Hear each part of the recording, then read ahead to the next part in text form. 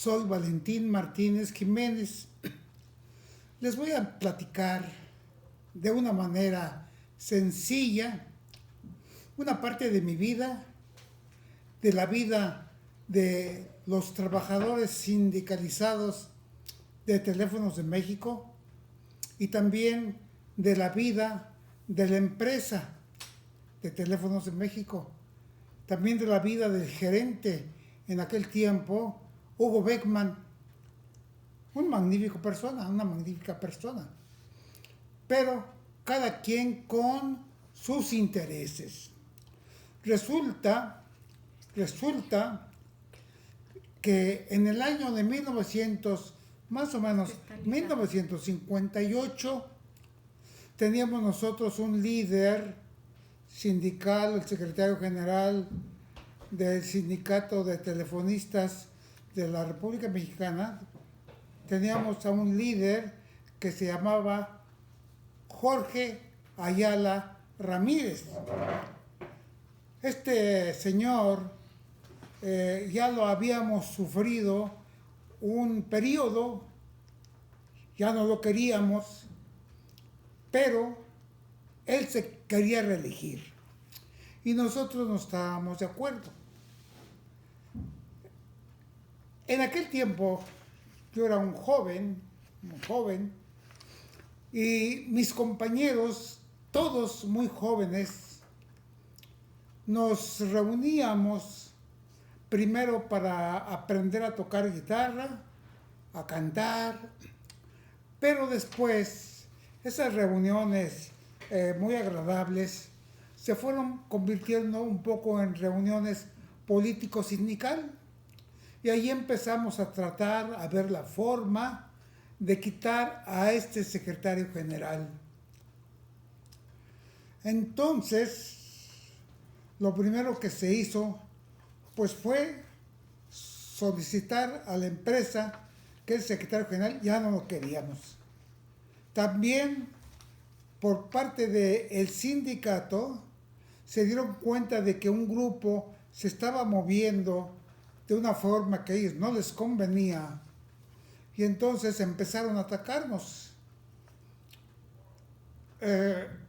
Como no nos hacían caso, entonces pensamos que teníamos que hacer un movimiento más fuerte para que ellos nos hicieran caso. Entonces inventamos, tomamos el acuerdo de hacer paros en las centrales. Entonces eso requería de una organización muy fuerte. Allí había un líder que se llamaba Pedro García Cendejas. Ya no era tan joven, pero los demás éramos muy jóvenes, muy jóvenes. Y entonces, pues nos organizamos, nos pusimos de acuerdo con los encargados de todas las centrales del Distrito Federal, pero no solo eso, comenzamos a visitar las centrales de provincia. A mí me tocó ir a Monterrey, fui a Celaya y me recuerdo que a otros estados. En cada uno de esos estados pues había una central telefónica de Teléfonos de México. Entonces nuestra organización fue madurando y volvimos a solicitar audiencia con el gerente Hugo Beckman, pero él no nos hizo caso. Fuimos al sindicato también, quisimos hablar con Ayala Ramírez, tampoco nos hicieron caso. Bueno, pues entonces se anunció un paro en las centrales telefónicas, un paro en larga distancia y en los demás departamentos. Ese mismo paro tratamos de que coincidiera la fecha con las centrales de los diferentes estados, que fuimos con anterioridad a hablar con ellos. para informarles cómo era este señor Ayala Ramírez. Muchos estaban de acuerdo, muchos no, o sea que como siempre, personas que tienen un criterio, personas que tienen otro criterio, y el caso que era muy difícil llegar a un acuerdo generalizado, pero no nos importó. Nosotros fijamos un día y ese día en la Central Victoria, en la Central Chapultepec, en la Central Roma y en muchas centrales del Distrito Federal, a una hora determinada, se llevó a efecto un paro. Esto, pues, descontroló a todo mundo. Descontroló al sindicato, se espantó el sindicato, descontroló al gerente Hugo Beckman. Dijo, ¿cómo? Pues si no hemos tenido aviso de que iba a haber un paro. Pues no, porque no nos hicieron caso. El caso es de que el paro en la Central Victoria pues se hacía de una manera muy técnica, y se quitaron los fusibles, primero de bastidores, después de rayas de equipo y después en el tablero de fuerza. Así se hizo el paro en todas las centrales. Bueno, ese paro duró un día, no recuerdo bien, pero vamos a decir un día. Al día siguiente se reinstalaron las centrales, pero también en larga distancia como que no había, había un desconcierto. Entonces nosotros en la sala de Victoria, donde había más o menos 400 posiciones, 400 operadoras trabajando en un turno, les pusimos una lámpara roja en una de las paredes más visibles. Al siguiente paro, les dijimos a las compañeras, cuando se prenda esa alarma, ese foco, ustedes se retiran de las posiciones, sacan las clavijas que les servía para la interconexión de larga distancia y se retiran de sus mesas. Y nosotros en las centrales hicimos el segundo paro. En ese segundo paro, recuerdo que el ingeniero Hugo Beckman fue a Victoria y en un patio muy grande que estaba atrás de las centrales telefónicas de Victoria, ahí fue Hugo Beckman y quiso hablar con los trabajadores. Ofreció algunas cosas, pero los trabajadores lo que queríamos era quitar a Ayala Ramírez, el secretario general del sindicato de telefonistas. Bueno, pues en esa ocasión las operadoras de larga distancia, cuando vieron la alarma, el foco se prendió, ellas quitaron las clavijas donde habían comunicaciones de larga distancia y se retiraron de la posición. No todas, también no todas. Algunas que también eran una cantidad considerable, se quedaron trabajando. Estas compañeras que se quedaron trabajando apoyaban a Jorge Ayala Ramírez. O sea que, como ustedes verán, pues siempre hay división en lo que algunas personas quieren, pues otras no quieren. Y eso también sucedió en las diferentes centrales de provincia, incluso también en las centrales del Distrito Federal. Algunas centrales pararon y otras centrales no pararon. Bueno, ese fue el segundo paro.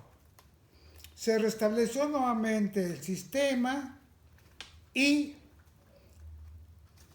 comenzamos a planear el tercer paro.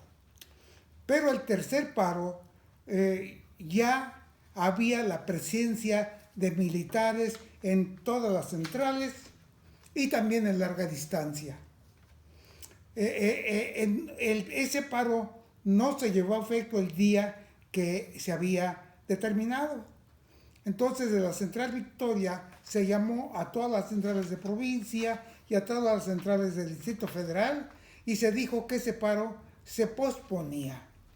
Pero la fuerza militar ya estaba allí, cuidando de que no fuéramos a parar las centrales. La alarma roja de larga distancia no prendió y las compañeras pues siguieron trabajando. Se convocó a varias asambleas. Estas asambleas de los trabajadores de telefonistas inconformes no podíamos hacerlas en el sindicato, no podíamos, porque allí estaba Ayala Ramírez con toda su gente, así que no podíamos usar el auditorio del sindicato, no podíamos ni siquiera acercarnos. Entonces le pedimos a los compañeros electricistas que nos permitieran hacer esas asambleas en su sindicato. Pedro García era el que se encargaba de esas relaciones. También comenzaba a aparecer un compañero que se llama Agustín Avesia, otro joven también, otro joven. En esos días él se rompió la mano y entonces tenía un permiso del Seguro Social de incapacitado. Entonces él podía asistir a todas las reuniones porque estaba incapacitado. Y así otros compañeros, muchos compañeros. Y Pedro García, que era nuestro líder, de los que estábamos en desacuerdo con Ayala Ramírez, él gestionó con el secretario general del sindicato de la compañía, ¿cómo se llamó? La compañía eléctrica. El Sindicato Mexicano de Electricistas. Sindicato Mexicano de Electricistas. Entonces el secretario general con mucho gusto nos dijo, claro que sí, aquí pueden hacer sus asambleas. Bueno, pues... Teófilo González. ¿Cómo? Teófilo González, que también era uno de los... No, era el secretario general. ¿Secretario general? Teófilo González, sí. Teófilo González era el secretario general. Pues él fue el que nos dijo, aquí pueden hacer sus asambleas. Se hizo la primera asamblea, se convocó la primera asamblea y fue mucha gente. Fue mucha gente, pero no eran todos los que queríamos. Y ahí se hizo una asamblea. Después se llamó a otra asamblea. Esa sí ya estuvo muy nutrida esa asamblea. Y de esa asamblea hablaron grandes oradores que estaban en desacuerdo y muchos oradores que estaban de acuerdo con nuestro movimiento. O sea que ahí se vio que realmente estábamos divididos. Había oradores muy importantes. Habló Pedro García, habló otro compañero que era un orador tremendo, no recuerdo ahorita cómo se llama. Guadalupe Bustamante. El compañero Guadalupe Bustamante. Ese señor era un orador tremendo. Ese señor, pues no sabíamos de qué lado estaba, porque era muy colmilludo y no quería ni verse ni hacerse ver de los inconformes, pero tampoco quería que se identificara con el sindicato. Hablaron muchas personas muy importantes. De repente por ahí salió una jovencita como de 19, 18 años y pidió la palabra. Y cuando la vieron todos, esa jovencita, yo dije, pues no, pues ahorita se va a desmayar o se va a soltar a llorar. No sé qué le va a pasar, no sé qué va a decir. Y comenzó así. Tal vez por mi corta edad y por mi corta experiencia y mi poca experiencia en estos asuntos, tal vez eso me hace que yo haya pedido la palabra. Y ahí me permite comprender por qué el gobierno y las autoridades no nos hacen caso. Sí, así empezó. Y de ahí ella comenzó a hacer un discurso muy interesante.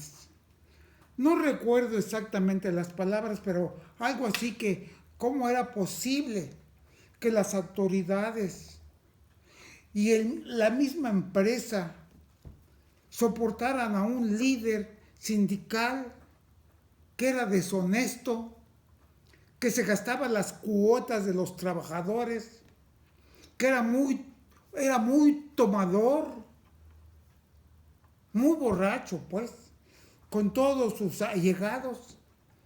Entonces, ¿cómo era posible que el gobierno y la empresa quisieran seguir con ese secretario general? ¿Y cómo era posible que vieran tantos inconformes, lo siguieran apoyando? Así es que en esos términos fue el discurso de esta compañerita. A mí realmente me sorprendió, me deslumbró, y entonces terminó de hablar y se bajó. Y en ese momento le avisaron que se la podían llevar a la cárcel. Y entonces compañeros había muchos agentes del sindicato de electricistas se la llevaron, la internaron en el edificio y la escondieron para que no se la llevaran. Y ella ahí se quedó, no sé cuánto tiempo, juntamente pero con ahí se quedó, Dolores, escondida. Bueno, pues esta es la primera parte de esta historia que trastocó la vida de muchos.